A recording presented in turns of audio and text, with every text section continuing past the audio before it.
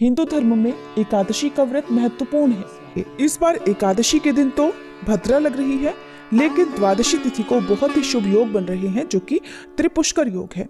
त्रिपुष्कर योग 3 ग्रहों के मिलने से बनता है और ये योग खासकर शनिवार और रविवार के दिन आने वाली द्वितीया, सप्तमी या द्वादशी तिथि को बनता है।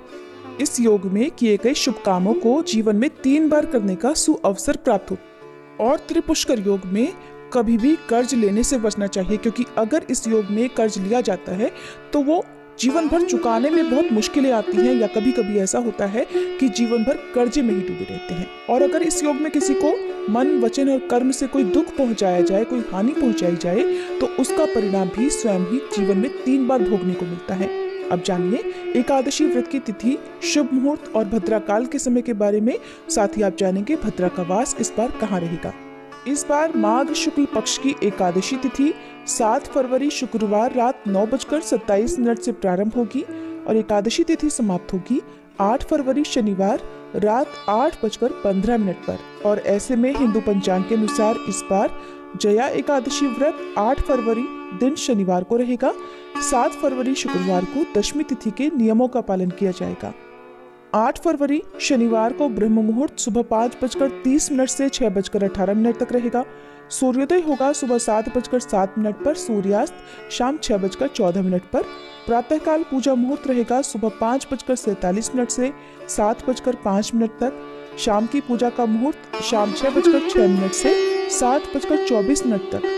राहु काल का समय सुबह 9 से 10:30 बजे तक रहेगा और भद्रा सुबह 8:48 से शुरू होगी, जो कि रात 8:15 तक रहेगी। यानी कि इस बार लगभग पूरा दिन ही एकादशी व्रत में भद्रा रहने वाली है।